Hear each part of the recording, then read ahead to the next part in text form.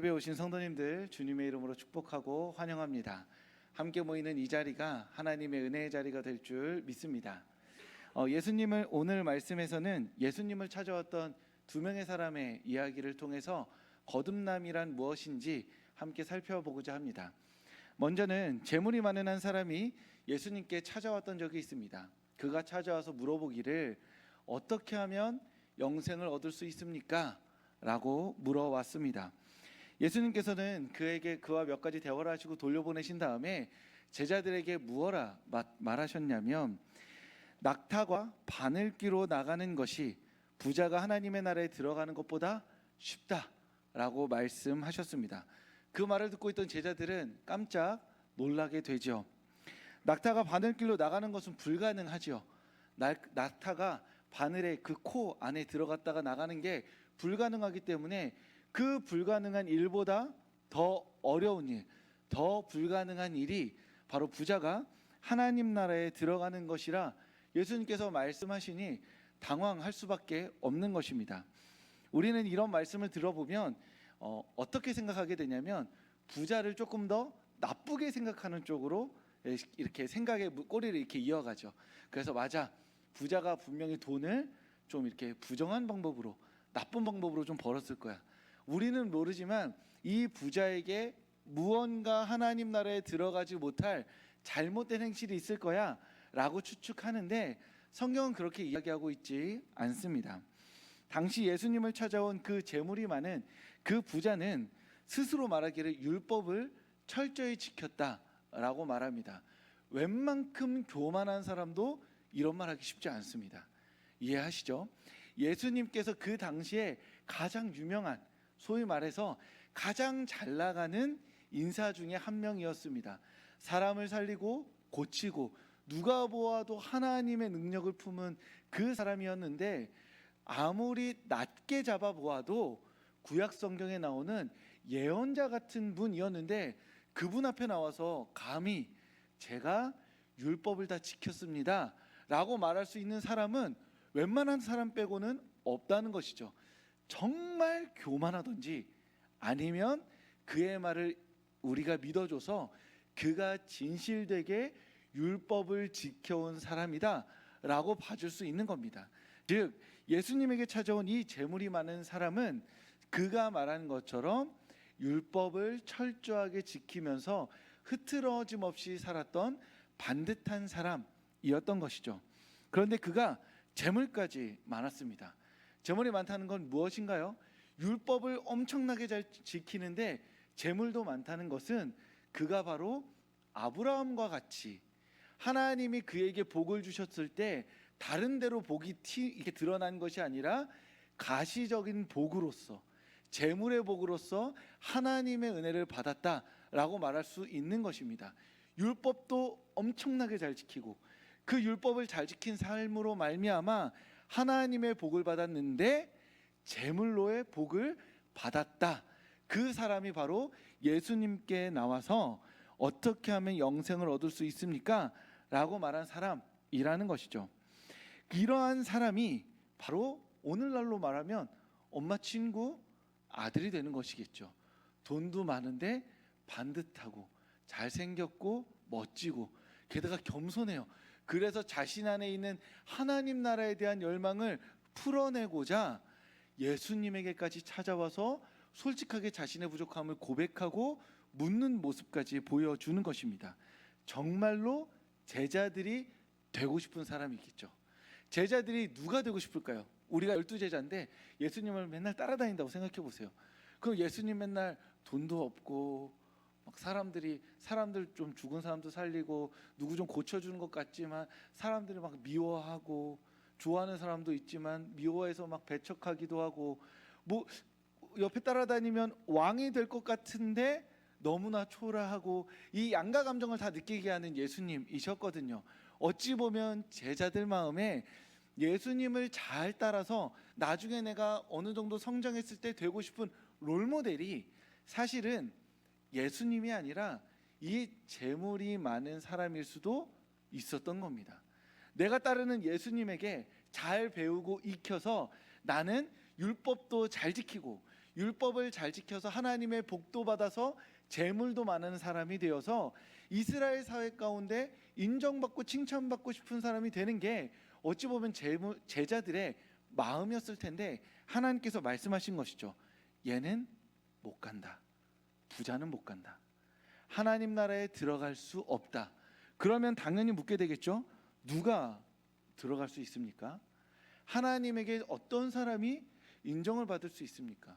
율법 잘 지켜도 안 되고, 그리고 율법으로 말미암아 하나님의 복인 재물을 많이 가진 것도 안 되면 대체 우리는 어떻게 하나님 나라에 들어갈 수 있습니까? 라고 물을 수밖에 없는 겁니다. 만약에 예를 들어서 지금 오늘날 영락교회를 개척하시고 청빈한 삶을 사시다가 하나님 품에 안기신 한경직 목사님께서 다시 살아나셨다고 생각해 봅시다. 한경직 목사님이 예수님에게 찾아간 거예요. 예수님, 어떻게 하면 영생을 얻을 수 있습니까? 라고 묻습니다. 한경직 목사님 말년에 가지고 계시던 그 물품들 혹시 알고 계신가요? 유족들이 말하기를 한경직 목사님 말년에 휠체어, 지팡이, 겨울 털모자, 옷가지와 생필품이 전부였다고 합니다. 그만큼 청빈하고 겸손한 분이셨죠.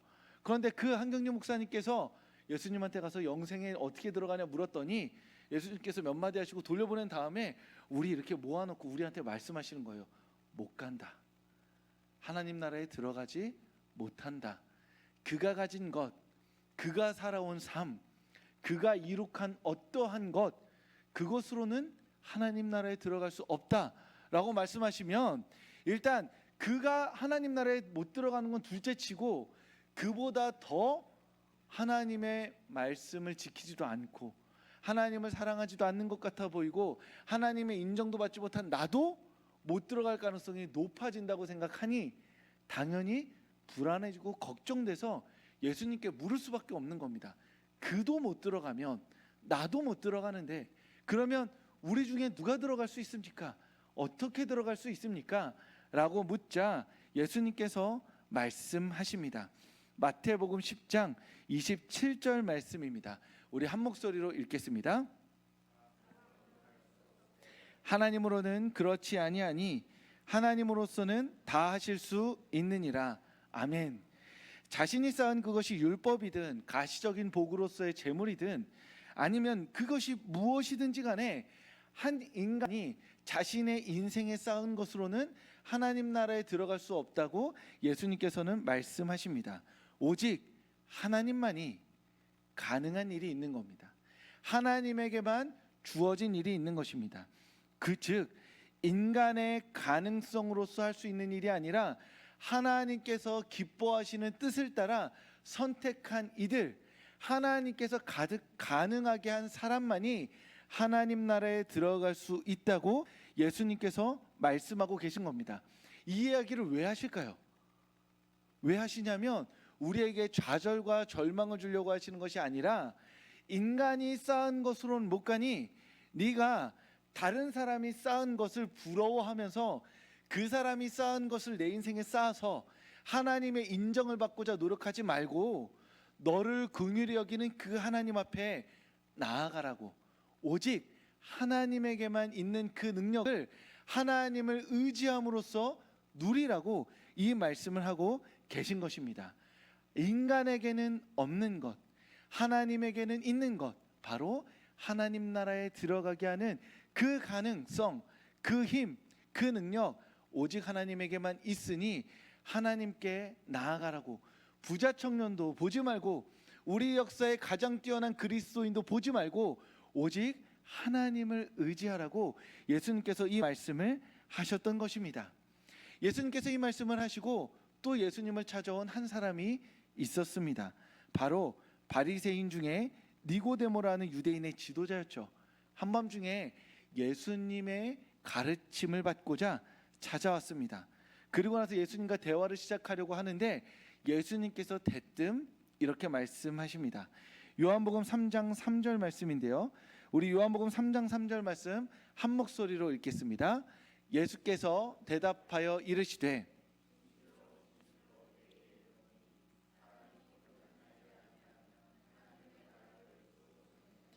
아멘. 예수님은 거듭나야지만 하나님의 나라를 볼 수 있다라고 말씀하셨습니다. 그런데 재물 많은 청년이 영생을 어떻게 얻을 수 있습니까? 라고 말했을 때 예수님은 무엇라 말씀하셨냐면 하나님으로만 가능하다라고 말씀하셨죠. 즉 하나님으로만 가능해야 하나님 나라에 들어갈 수 있는데 예수님은 그 일이 거듭남이라고 말씀하시는 겁니다. 우리가 거듭나야 하나님 나라에 들어갈 수 있습니다. 그런데 그 거듭남은 인간이 쌓은 노력으로 되는 것이 아니라 하나님만이 우리에게 주시는 선물이다 라고 말씀하시면서 니고데모와의 대화를 이어가신다는 것이죠.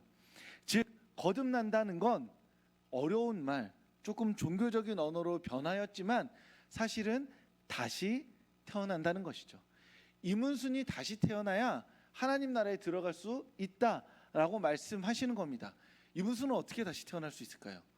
우리가 성형수술을 하거나 다이어트를 해서 살을 좀 쪽 빼거나 아니면 운동을 열심히 해서 건강해지면 그게 바로 다시 태어난다는 것일까요? 애매하고 모호합니다. 어떤 의미인지 잘 모르겠어요. 그러니까 니고데모라는 그 유대인의 지도자가 예수님께 이렇게 말하죠. 엄마 뱃속에 들어갔다 나오면 되는 건가요? 라고 말하는 겁니다. 우리 같으면 부끄러워서 그 말을 못했을 거예요. 예수님이 다시 태어나야 돼 라고 말하는데 이 말을 잘 이해가 안 되니까 엄마 뱃속까지 이야기한다는 거는 이 니고데모가 정말 몰라서 그런 게 아니라 정말 솔직한 사람이라는 겁니다. 정말 궁금한 거예요. 어떻게 다시 태어나나요? 거듭나고 싶은데 하나님 나라를 보고 싶고 들어가고 싶은데 이 일이 대체 어떻게 일어날 수 있는 일입니까? 라고 묻는 것이죠. 니고데모가 핵심을 못 짚으니까 예수님께서 한 번 더 말씀하십니다. 이 요한복음 3장 5절 말씀인데요.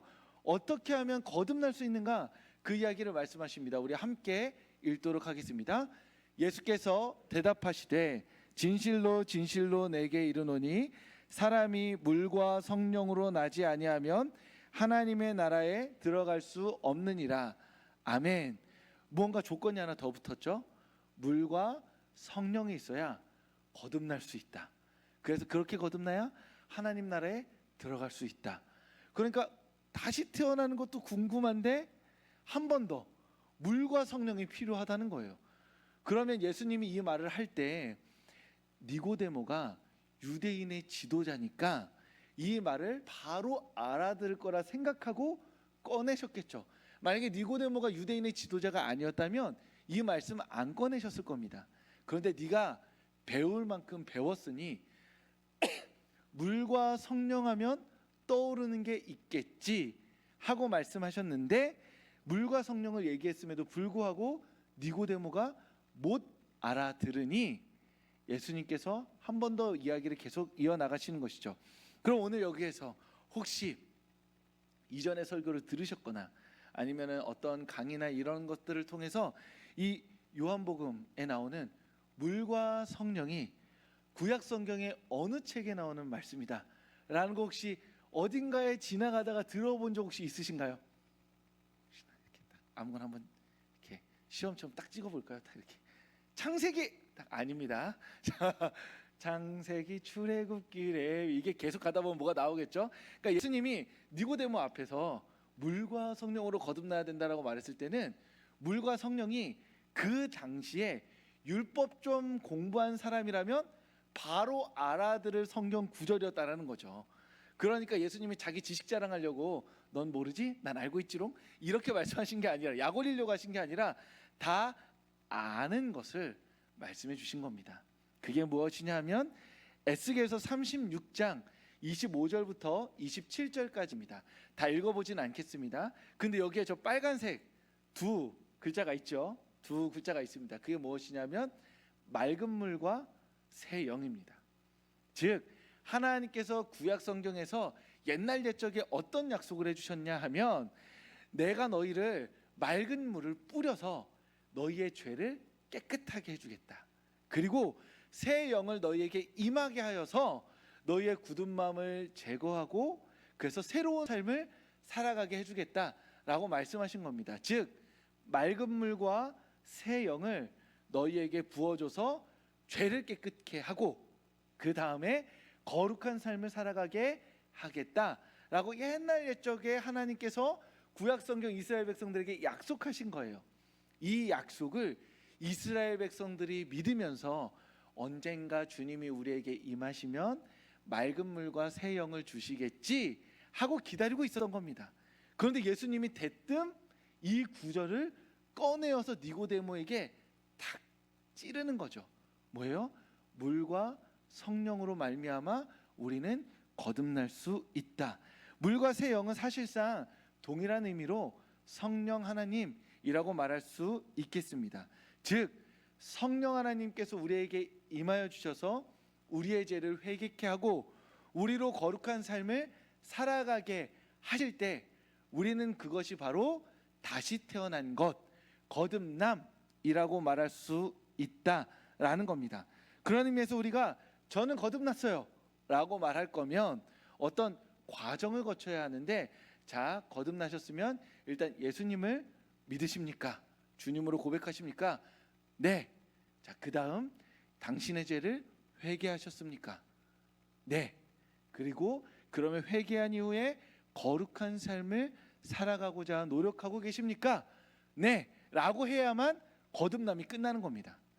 내가 이문순 거듭났습니다. 그래요. 저 예수님 믿습니다. 라고 우리의 입에서 거듭남이 끝나는 것이 아니라 다시 태어나야 되니까 예수님을 믿기 전, 성령 받기 전, 거듭나기 전의 삶은 죽어버리고 예수 그리스도 안에서 새로운 삶을 살아가고 있을 때 나는 거듭났다 말할 수 있는 것이고, 나를 보고 있는 사람들이 나에게 너는 거듭났구나, 다시 태어났구나 라고 말할 수 있다는 것입니다. 재물이 많은 청년이나 니고데모나 흠잡을 데 없는 사람이었습니다. 저보다 훌륭한 사람이었죠. 여기 계신 성도님들보다 아마도 훌륭할 것으로 추정할 수 있습니다. 무조건 더 낫다는 것보다는 추정할 수 있다는 것이죠. 그런 의미에서 그 사람들도 우리보다 훌륭하다고 하나님 나라에 들어갈 수 없고 저도 들어갈 수 없고 오직 물과 영으로, 즉 성령 하나님으로 거듭날 때에만 우리는 하나님의 나라에 들어갈 수 있다라고 말씀드릴 수 있는 겁니다. 그러면 여기서 길게 이야기를 이어왔지만 하나님 나라에 들어간다는 게 무엇일까요? 결국에는 하나님 나라에 들어가고 싶어서 이 질문이 시작된 거잖아요. 그런데 예수님이 하나님 나라에 대한 설명은 없고 거듭나야 돼. 거듭난다는 게 뭔데요? 성령이 임해야 돼. 성령이 임하는 게 뭔데요? 죄를 회개하고 거룩한 삶을 살아야 돼. 알겠습니다. 그러면 정리해보자면 죄를 회개하고 거룩한 삶을 살아서 성령이 우리에게 임하였어요. 그래서 저는 거듭났습니다. 자, 거듭나서 이제 하나님 나라 들어가겠습니다. 근데 하나님 나라가 뭐죠? 라고 마지막 질문을 던질 수밖에 없는 겁니다. 오늘 이 본문 안에서 재물이 많은 청년이나 니고데모가 묻고 말하였던 그 하나님 나라라는 것은, 하나님 나라에 들어간다는 것은 예수님을 갈릴리의 한 청년으로 보는 것이 아니라 하나님의 아들이자 그리스도로 고백하게 되는 일을 말하는 겁니다. 우리가 하나님 나라에 들어간다라고 말하니까 문을 열고 어딘가에 들어가는 것, 그래서 혹시나 우리가 죽어서 간다거나 또는 어딘가 완전히 다른 공동체로 들어간다거나 여러 가지 큰 변화를 이야기할 수 있겠지만, 인간이 가진 가장 큰 변화, 즉 예수 그리스도를 주님으로 고백하게 되는 것이라고 압축해서 설명드릴 수 있는 것이죠. 예수님을 주님으로 고백한다면 우리는 이미 하나님 나라에 들어가 있는 것입니다. 그 믿음을 가지고 우리가 죽었을 때 하나님께서 진짜 하나님 나라에 들어가게 하시는 것인데, 이 땅 가운데 하나님 나라에 들어간다는 것은 정말로 지금 당장 하나님께서 우리에게 종말을 허락하여 주셔서 다 같이 죽고 탁 눈 떠가지고 흰 옷 입고 천국 들어간다는 게 아니라 오늘 이 땅 가운데 천국의 주인이신 예수 그리스도를 우리의 구원자로 고백하게 되는 일이라는 것이죠. 예수님을 나의 구주로 고백하고 예수님을 이 세상 어느 것보다 사랑하며 자기 십자가를 지기까지 예수님을 따르는 삶, 그 일이 우리에게는 불가능한 일이라는 겁니다. 예수님이라는 존재를 이 세상의 어떤 것보다 사랑하는 것, 그것이 우리에게 불가능합니다. 예수님을 주님으로 고백하는 것 불가능한 일이에요.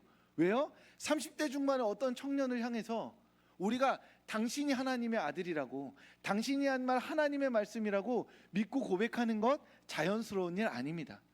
그 예수님을 주님으로 고백하면서 내 십자가를 지기까지 그 주님을 따르고 본받기 위해 살아가는 것 불가능한 일이라는 거예요. 그 일이 일어나기 위해서는 거듭나야 한다는 겁니다. 성령이 우리에게 임해야 한다는 거예요.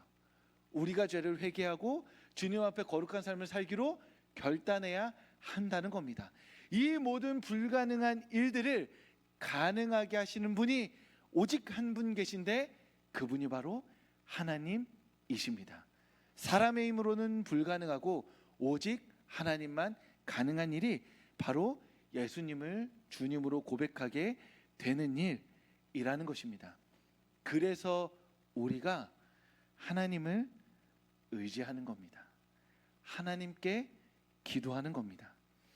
성령 하나님을 선물로 보내주시는 분, 그분이 바로 우리가 믿고 의지하는 하나님이십니다.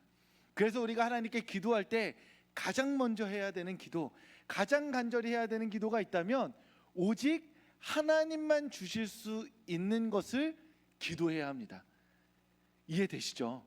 우리가 다 같이 기도하려고 힘을 막 써요. 그런데 여러분들이 기도하는 기도 제목이 제가 줄 수 있는 거라면 기도할 필요가 있을까요? 없을까요? 없죠. 끝나고 저한테 카톡을 하시면 되잖아요. 이무서 목사님 좀 해주세요. 그렇잖아요?